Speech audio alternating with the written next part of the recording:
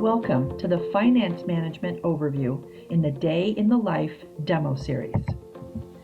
This particular topic is going to focus on what a finance manager would have at their fingertips as they're looking through the day's financial information. What charts, what graphs do they have access to? What details from the subledgers do they have access to, as possibly they help other employees in the company answer questions? My day begins here on my home page. I have alerts, tasks, and posts. I can see that there's an alert here that there's an invoice over a prescribed dollar amount. I may want to spend time looking in on that particular invoice. My tasks are something that I have to do. There's something that I must accomplish. So I'm going to take a look at my director approval needed for a purchase order. There is a purchase order out here that has gone over a certain dollar amount.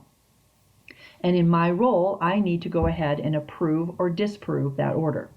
I was warned about this ahead of time from the purchasing department, so I'm going to go ahead and assign that particular task to myself versus forwarding it on to somebody else in my department, and then I will approve it. The approving process will, of course, release this purchase order so it can carry on its flow in going to the vendor and being processed by that particular vendor. I notice a post here from one of our new branch managers. This gentleman happens to be located in the same building where I work, but the important thing to know about this person is that this is the owner's son. They have a very specific question apparently on their financials. Each branch manager is responsible for their own understanding of their P&L and so forth. But prior to me calling him into my office so we can discuss this, I'm going to go ahead and do my daily due diligence. This is something that I typically do on a daily basis before I really get started on the day. I take a look at some of our dashboards and charts and graphs to kind of give me an idea of how we're doing. And I think in preparation, prior to calling him in, I want to make sure I've got all my ducks in a row. I like to focus on this profit and loss chart and graph. Obviously, the visual's pretty telling. We've been kind of dropping off a cliff in regards to our great month of December. Now, it's not totally unusual for us to have a slow couple months of the new year, but this is starting to make me a little nervous. I'm looking at individual months, but I think I would prefer to take a look at quarters at this particular time. So I'll change to quarters and take a look. Yes, and I can see that these numbers aren't as high as I would like. They're actually a lot lower than I would really like to see. So let me go to the comparison. I can see reds. Greens I like, reds I'm not so fond of. Let's go ahead and take a look at year by year. Let's see how we're doing. I believe we're somewhat lower than last year, but maybe we're a lot lower than I expect. And especially getting ready to talk to the boss's son, I kind of want to know what I'm talking about. Yes, we are quite a bit lower than I would really like to see. One other thing that I would like to do prior to calling that gentleman into my office is I'm going to go look at our KPIs. One of the things that I really enjoy is that these KPIs are all standard to the application. So I didn't have to go out and figure out the math as to how to calculate these different KPIs. These are all delivered to me in the system.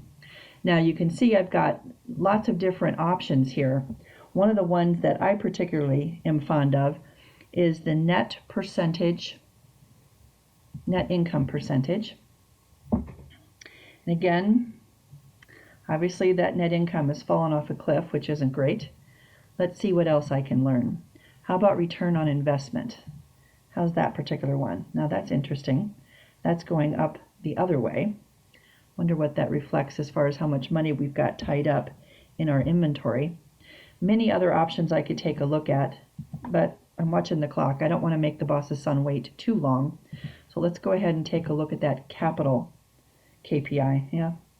As expected, again, we're falling off the cliff. We seemed pretty steady, and then we really took a spike in December.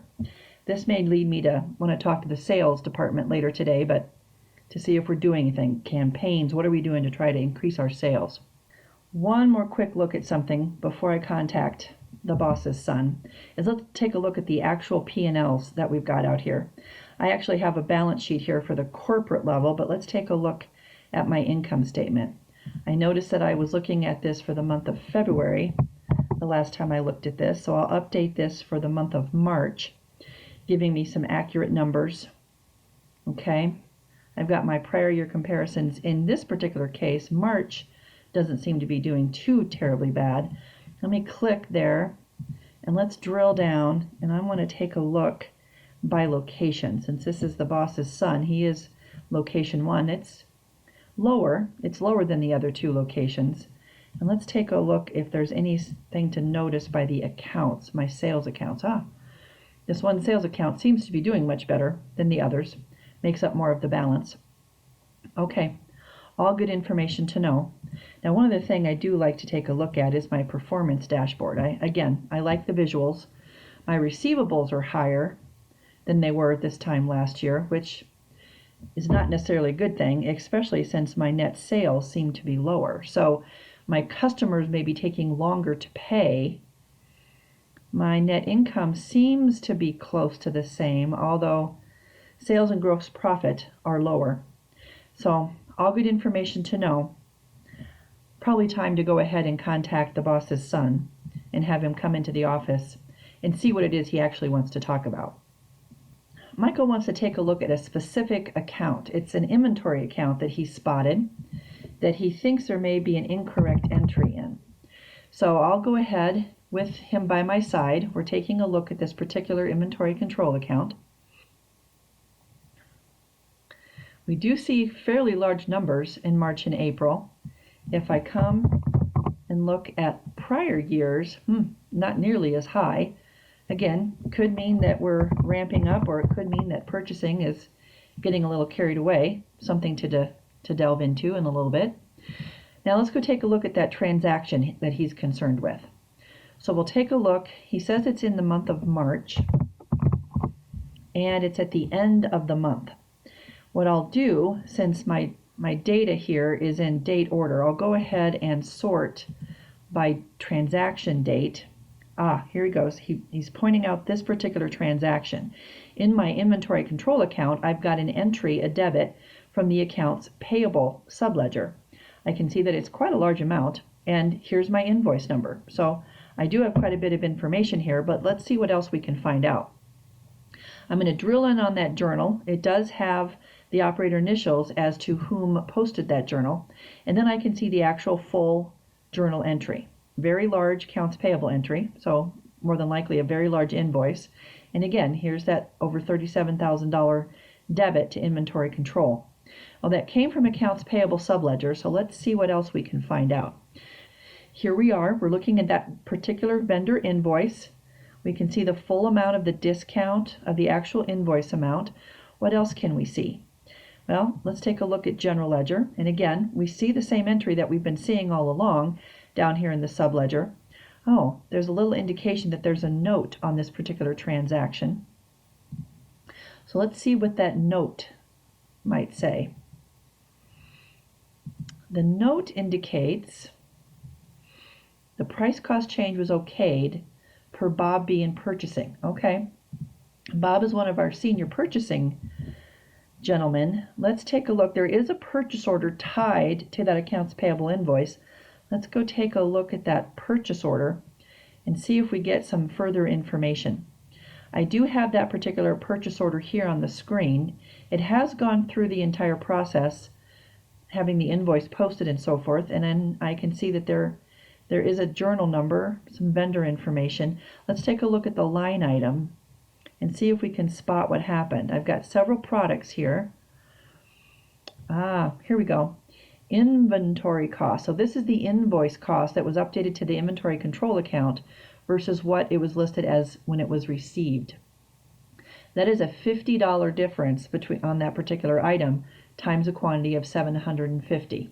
So that's where our entry comes from, and apparently Bob approved that particular transaction, has agreed that the vendor indeed was right. Our cost of the item did increase, so that's why we had that additional entry. So if I come back and look at my general ledger entry that is reflecting that, again, I do see that that's increasing the value of my inventory, because when I issued the purchase order, I thought it was $500 a piece, but in actual fact, it was $550. So I had to make an adjustment to inventory after the fact once I got the vendor invoice. All good information to know. That concludes our quick Financial Manager overview. What we were looking at today and what we're able to help the distributor with is the financial metrics that's at the fingertips of that finance manager, be him the CFO, the accounting manager, or even a branch manager based on their security. The details are easily accessible. I went all the way from the control accounts up in General Ledger down to the subledger, down to that backup of why did that entry occur? Where did it come from? Did somebody approve it? We have a very tight tie between those subledgers and control accounts, and all you need to do is learn how to understand the screen and navigate through it using the hyperlinks that are available, and hopefully all your questions will be answered.